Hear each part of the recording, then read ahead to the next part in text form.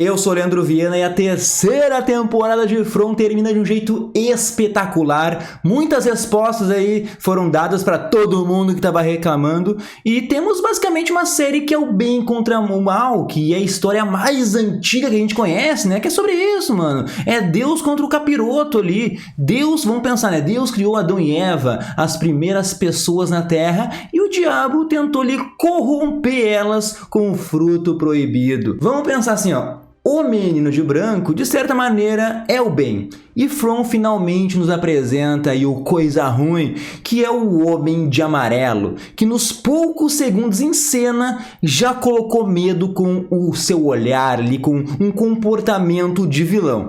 Mas a gente ainda precisa entender a história de cada um e tudo que foi dito no episódio de hoje, gurizada, tava jogado na nossa cara, nas paredes das cavernas e a gente assim não percebeu. Vou mostrar foto pra vocês, vou contextualizar tudo isso. Então assim, ó, já curte o vídeo, te inscreve no canal, ativa o sininho aí, porque quem não fizer isso vai receber aí uma visita de um certo cara de amarelo ainda hoje. E agora sim, sem enrolação, aumenta o volume, porque depois da vinheta é hora de falar assim de todos os detalhes desse episódio 10 de Origem.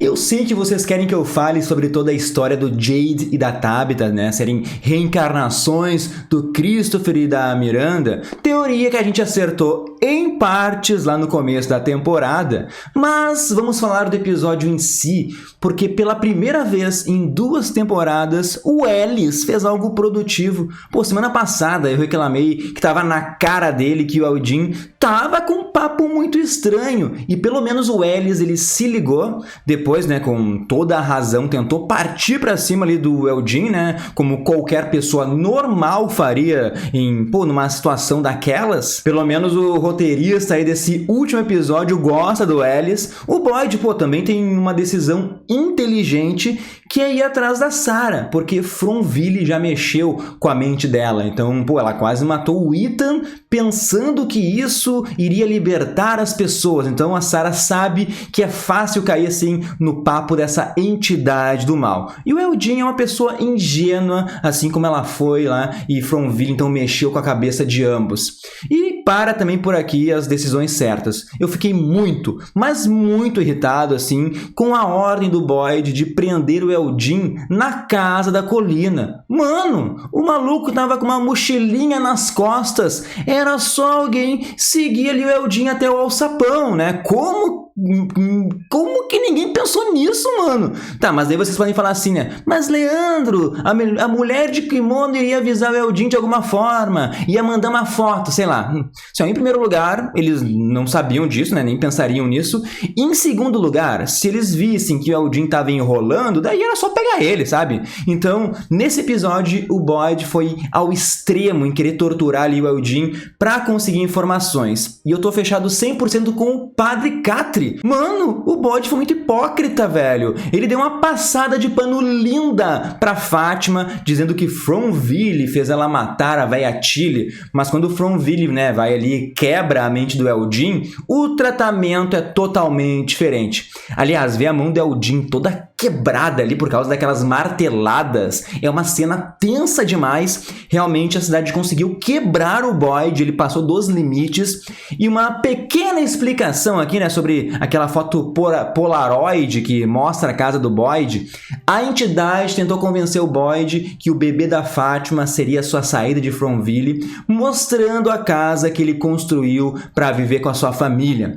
Mas o Boyd não engoliu assim essa mentira, justamente porque o barco não estava na foto. Vocês lembram, né, que quando o Boyd dirigiu o carro assim, antes de chegar em Fromville ali, a Abby comentou que tinha comprado um barco. E isso significa então que o capiroto, ele não conseguiu visualizar a imagem do barco, porque o Boyd nunca viu ele realmente, sabe? Não viu o barco físico assim. Ele sabe da existência só porque a mulher falou. E já adianto pra vocês, né, que o Boyd pode sim ser a reencarnação lá do Martin, né? Uma teoria maluca, assim, já que todo mundo está interligado. É bem possível que o ciclo aconteça com outras pessoas. Enfim, a sessão de tortura é interrompida pela policial Acosta, e me corrijam se eu estou errado, tá? Mas o Kenny chama ela pelo seu primeiro nome, chama ela de Dani. E eu vi muita gente, assim, querendo mil teorias sobre o nome verdadeiro da Acosta, que não tinha aparecido, que ela poderia ser a Heloise, irmã do Victor. Eu acho muito fraca essa teoria, por isso que eu até nunca comentei no canal aqui, mas o Kenny chamar ela pelo primeiro nome só dá a entender uma coisa, e é aquilo que eu não gosto, que existe uma intimidade entre os dois e querem formar um casalzinho. Não. Assim, ó, não façam isso, mas a melhor cena é a Sarah se redimindo de tudo que ela fez. A Sarah sabe o poder das vozes, que uma martelada na mão não vai fazer o Eldin falar. A Sarah, então, até hoje sente aquela vergonha dos seus atos, ela sente culpa de matar o seu próprio irmão, então ela fez ali o que é necessário. Pegou uma chave de fenda e arrancou um dos olhos de Eldin. Essa cena é muito foda, mano. Ela fez o que era necessário para Eldin falar. O Eldin vai ter que conviver também com essa grande merda que ele fez. Ele foi enganado, né? E nessa quarta temporada de From, teremos Eldin andando com um tapa-olho por Fromville. E antes de falar da Tabitha e do Jade, pô, deixa eu aproveitar esse momento porque eu quero fazer um convite para vocês para participarem do Clube Nerdverso. Temos planos a partir de R$ 4,90, porque em primeiro lugar vocês ajudam a gente a manter a qualidade do canal, tá? Mas todo mês tem vários sorteios, tem muitos prêmios, tem ingressos de cinema, muitos benefícios para os membros, tem um grupo de WhatsApp para quem quiser entrar também. E quem faz parte do Clube Nerdverso e acredita no nosso projeto, o nomezinho sempre aparece aqui do ladinho. Muito obrigado a todos vocês, e eu vou deixar o link para quem quiser participar do clube na descrição desse vídeo. Então, bora lá, gurizada! E eu sempre disse que quando as pessoas sentassem e conversassem, as coisas iriam fluir, e dito e feito, né? Jade, Tabitha e Jim começam a falar ali, né, sobre os números das árvores, e para minha surpresa, o Jim descobre que esses números aí são os códigos para as notas musicais. Eu pensava que era o Ethan que magicamente ia desvendar o mistério, né? E nunca na minha cabeça, assim, né, cheio das teorias, eu pensei que os números tivessem relação com música. Pô, estaria ralado lá em Fromville, né? Porque eu não ia fazer essa conexão e muito menos saberia ali tocar aquele violino. Mas faz sentido o Jade saber isso com facilidade, porque ele é um gênio, né? E também já havia vivenciado a música, tinha lembranças de uma outra vida. E quando eles vão e tocam a melodia na frente da árvore das garrafas, o show acontece. Temos a grande revelação que, desculpa, mas eu achei muito engraçado, né? Que as crianças, elas começaram a caminhar, chegaram bem pertinho da Tabitha. Eu jurava que, pô, iam revelar alguma história ali, a música veio crescendo e a criança simplesmente repetiu a palavra Uncle E. Cara, eu cheguei a pausar assim pra dar uma risada, mas descobrimos que a palavra Uncle E significa lembrar. Lembre-se, eram as crianças querendo desde sempre fazer a Tabitha lembrar de tudo, né? Lembrar das vidas passadas. E faz sentido. Na semana passada, né, desculpa a redundância aqui, a gente descobriu que o menino de branco, ele tentou contar toda essa história assim pro Christopher, né? Falar da reencarnação e tal, tentou me meter goela abaixo esse negócio aí. E ele não aceitou, mano. Achou um absurdo essa história. Se eu tivesse lá em From, pô, eu acreditaria em qualquer absurdo que me contassem, tá ligado? Mas desse jeito, então, o lado do bem tentou fazer uma abordagem diferente. Não deu certo com o Christopher, falando a verdade. Então, com o Jade e com a Tabitha, a forma foi que eles se lembrassem de tudo para então ajudar a quebrar a maldição. Vamos lá então, gurizada. Em primeiro lugar, descobrimos que a Fátima, ao dar à luz, deve ter tido um insight e visualizado toda a história de From, ou ela também é a reencarnação de alguém e lembrou, mas descobrimos que um certo grupo de pessoas sacrificou seus filhos para ganhar a imortalidade. E esse grupo virou então os monstros da cidade. Tipo, fez um acordo com o diabo, mas tu não leu aquelas entrelinhas do contrato, né? Beleza, eu vou ser imortal, mas qual o preço que eu vou pagar, sabe? E daí vai lá, vira um monstro que não pode sair de Fromville, só pode andar de noite, tem que comer gente.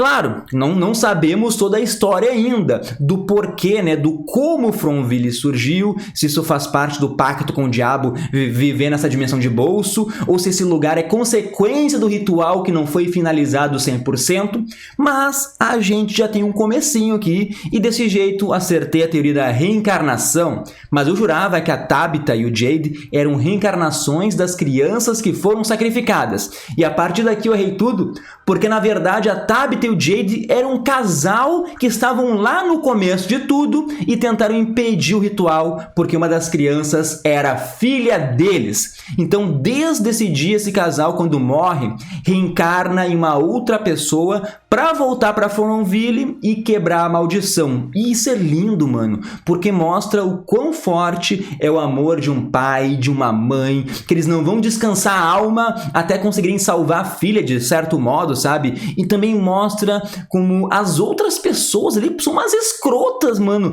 Quem que sacrificaria seus filhos pela imortalidade? Eu não consigo aceitar isso, odeio esses monstros assim com todas as forças do meu coração, e também faz sentido a química que a Tabitha e o Jade tinham durante toda a série. Eles sempre foram, assim, almas gêmeas. Mas algo que eu dei risada é que virou assim, né? Dona Tabitha e seus 3 maridos. Por quê? A Tabitha é casada com o Jim, mas já foi esposa do Jade em outra vida e também do Henry, mano. Então pensem sobre isso, tá?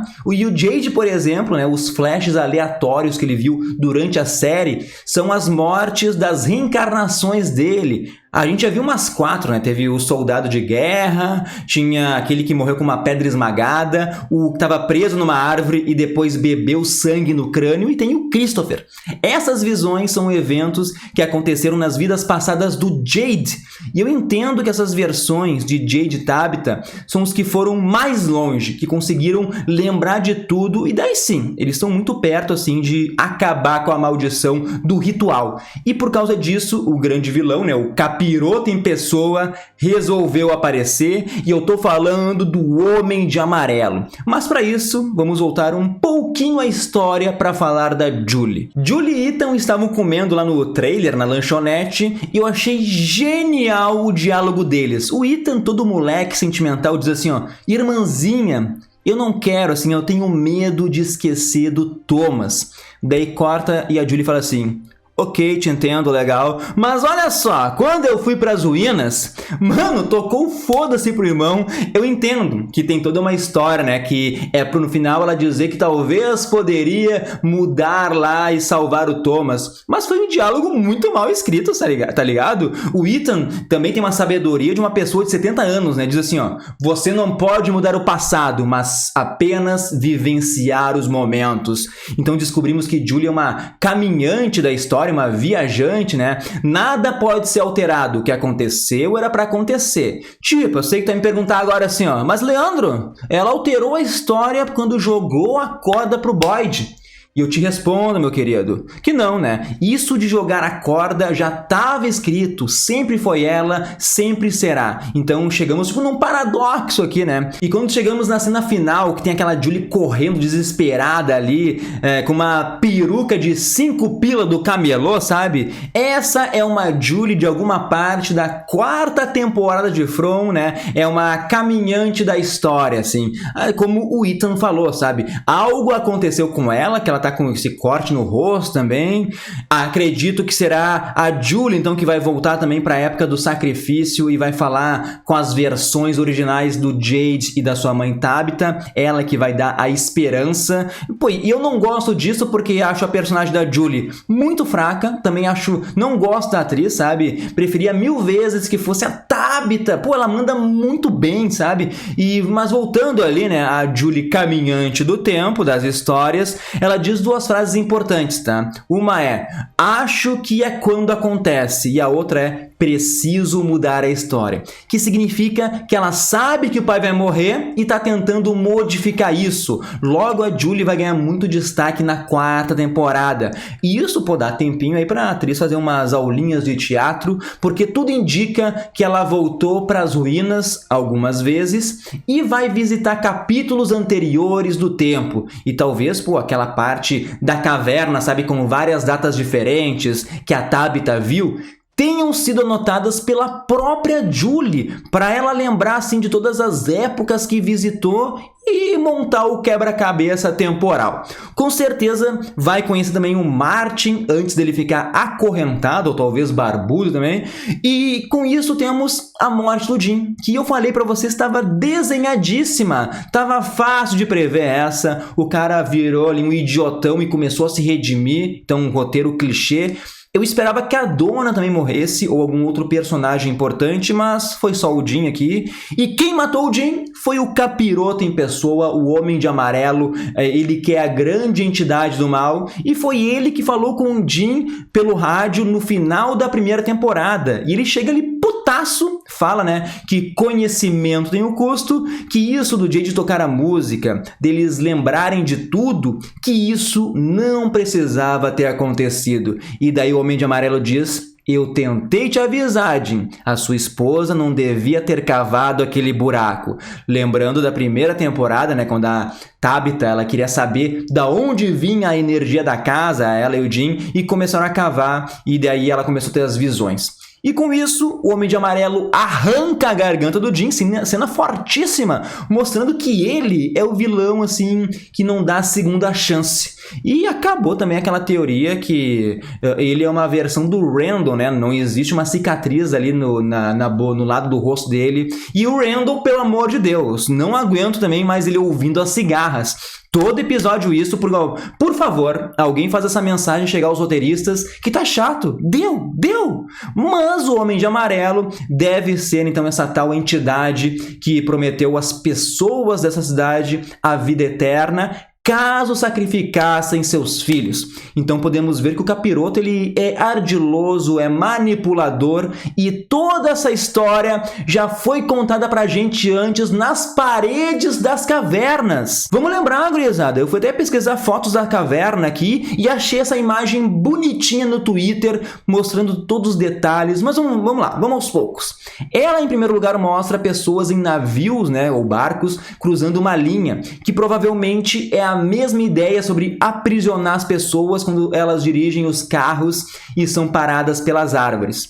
Nisso, daí que já é teoria minha, né? As pessoas nesses navios, barcos, são os habitantes originais da cidade que vão se transformar nos monstros, e pode incluir nisso as versões originais da Tabitha e do Jade. Outra parte da pintura ali, né, para se analisar, é um grupo de pessoas da cidade dançando ao redor das pedras, com o símbolo que o Jade vê, tem as crianças, tudo ali, né?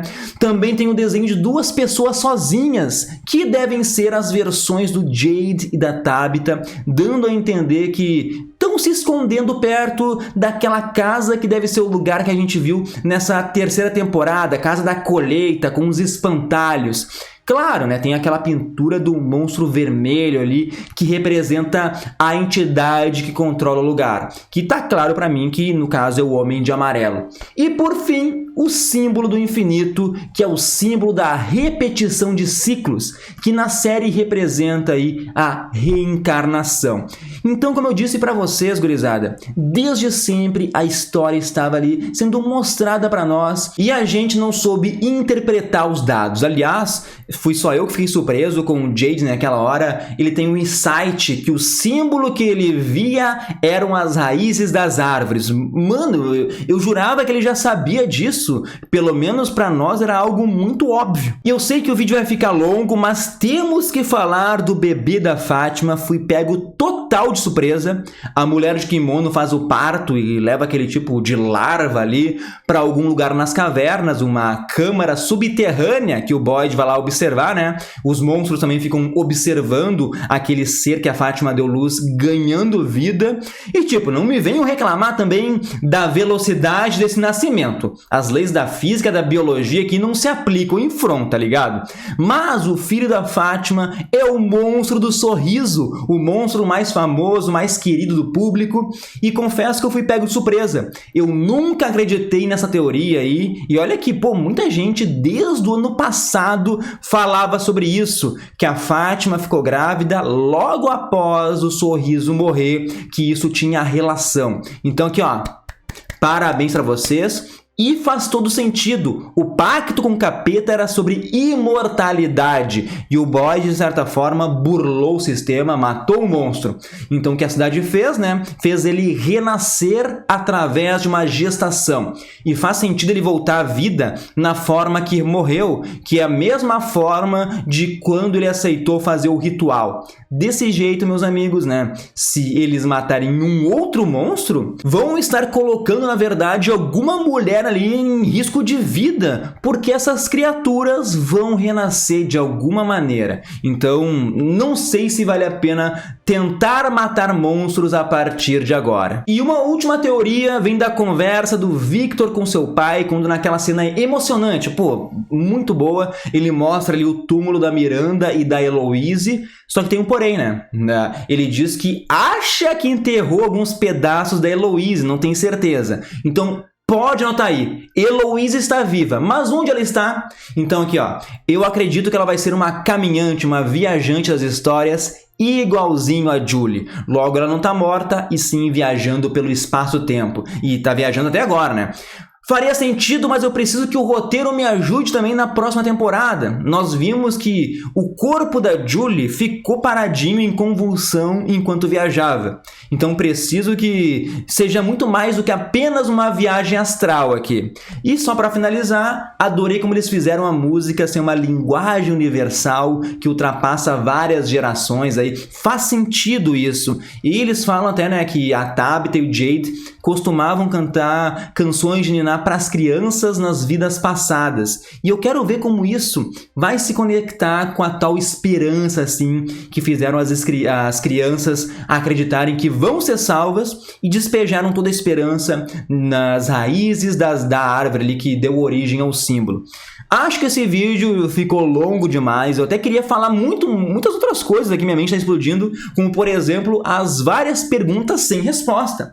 Mas eu acho que eu vou deixar para um vídeo mais curto aí, para lançar durante a semana. Então comentem o que vocês acharam do episódio final da temporada, mandem as teorias de vocês, se já estão ansiosos pela temporada 4, falem o que concordam e discordam sobre o que eu falei aqui nesse vídeo. E claro, nos encontramos por aqui semana que vem, durante a semana. Não se esqueçam de ouvir o podcast do Nerdverso. É isso aí, gurizada. Tchau, tchau.